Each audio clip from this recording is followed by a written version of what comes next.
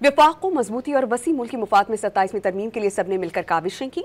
वज़ीर-ए-आज़म ने हुकूमती और इत्तेहादी सेनेटर्स से इस शाये पर गुफ्तगू करते हुए मुल्क की तरक्की के लिए मिलकर काम करने की ज़रूरत पर जोर दिया और वाज़ेह किया कि हुकूमत की तमाम कामयाबियाँ इत्तेहादियों के ताउन का नतीजा हैं। मुश्तरका कोशिशों की बदौलत पाकिस्तान को शानदार मकाम हासिल हुआ।